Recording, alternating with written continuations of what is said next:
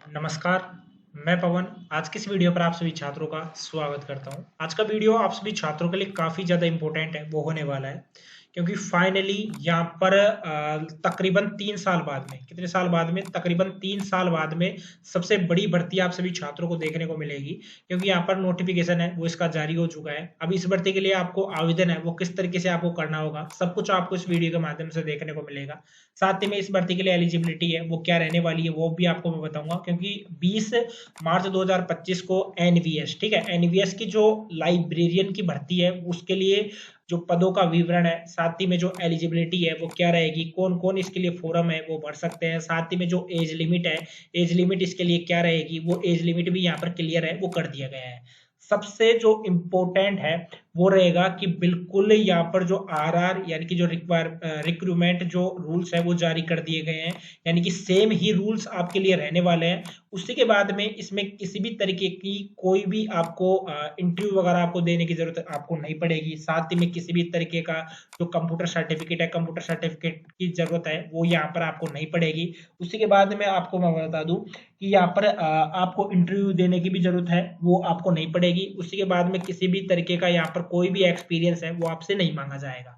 सबसे पहले आप स्क्रीन पर देख भी सकते हो, इसमें बिल्कुल क्लियर कर दिया गया है कि यहाँ पर देख सकते हो, in exercise of the powers conferred under the rules of Navodaya Vidyalaya Samiti, ठीक है।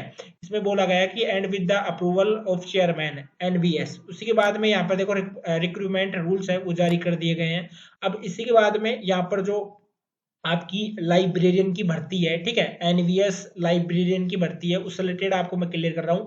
केवीएस से रिलेटेड मैंने ऑलरेडी जो वीडियो है वो आप सभी छात्रों को प्रोवाइड करवा दिया है, उस वीडियो का लिंक आपको डिस्क्रिप्शन बॉक्स में देखने को मिल जाएगा।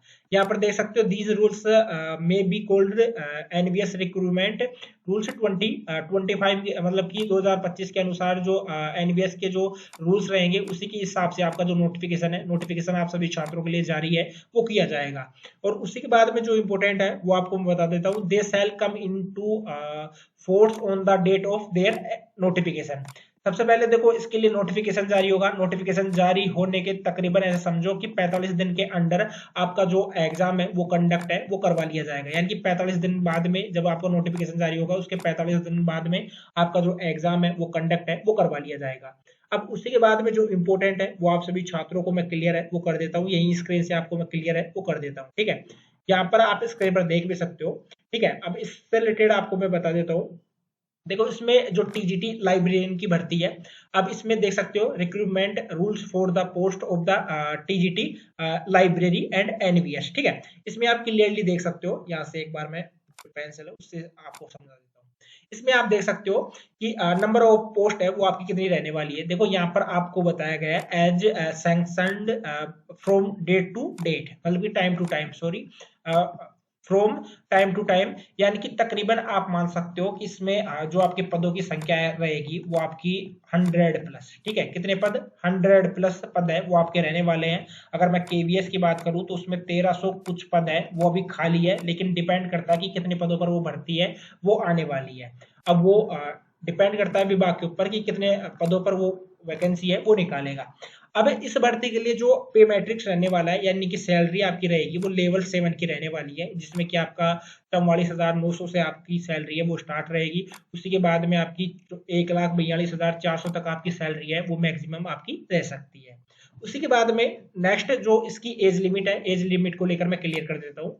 अब उसके बाद में आपको मैं बताऊंगा कि इसके लिए फोरम है, आवेदन है वो कब से स्टार्ट होने वाले हैं, साथ ही में आपको एग्जाम है, एग्जाम आपका कब लगने वाला है वो भी आपको मैं क्लियर करूंगा।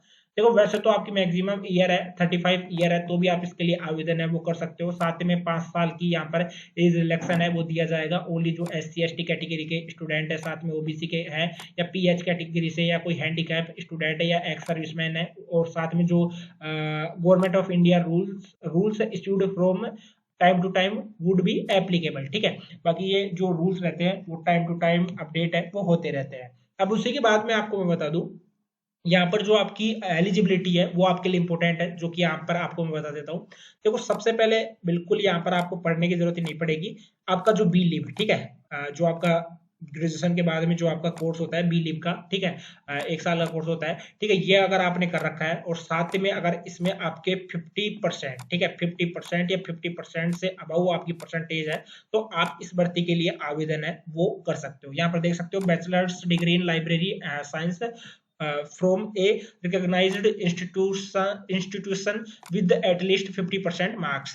साथ में bachelor degree in library and information science from recognised institution with at least 50% marks, ये यहाँ पर दिया गया है। साथ में अगर आपके पास में थोड़ी बहुत कंप्यूटर की नॉलेज है, एप्लीकेशन की नॉलेज है, तो भी कोई दिक्कत नहीं है, ठीक है। साथ में working knowledge of Hindi and English ये आपको आना चाहिए, बाकी कंप्यूटर चलाना आपको आना चाहिए, तो आप इसके लिए एलिजिबल है वो माने जाओगे।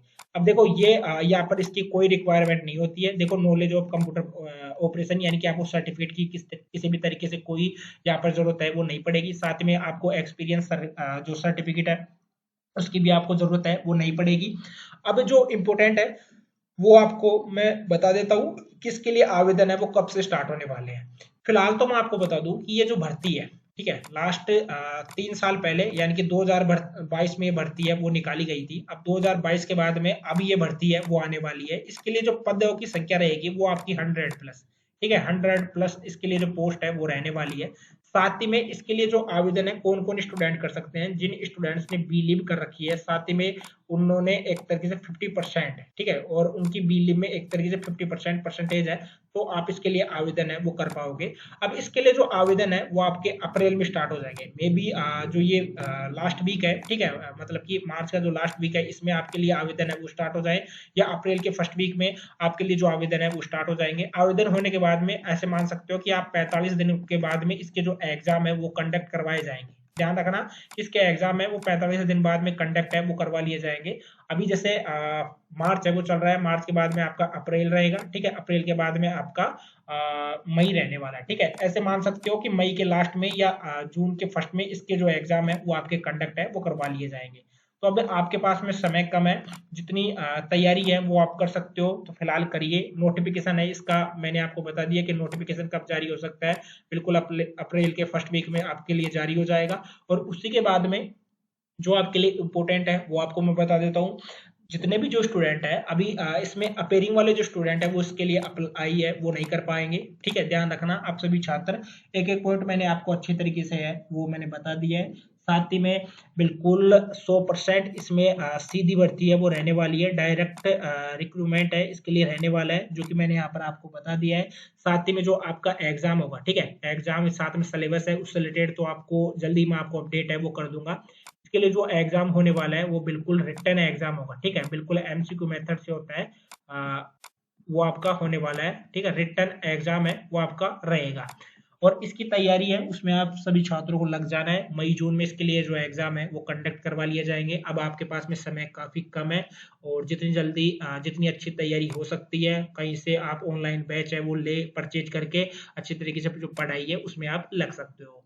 आज की इस वीडियो में इतना ही। बाकी जो केवीएस का वीडियो है उसको देखना बिल्कुल मत भूलना, वहां पर भी मैंने कंप्लीट जानकारी है लाइब्रेरियन से रिलेटेड है वो दे रखी है। बाकी और भी अगर स्टेट सरकार के द्वारा भी एक तरीके से राज्य सरकार के द्वारा भी यहाँ पर अगर आपके लिए लाइब्रेरियन भर्ती है वो निकाली जाएगी तो आपको जल्द ही अपडेट है वो कर दिया जाएगा। आज के इस वीडियो में इतना ही, मिलते हैं किसी नेक्स्ट वीडियो में। चैनल को सब्सक्राइब नहीं किया है तो चैनल को सब्सक्राइब कर सकते हो। जय राम जी।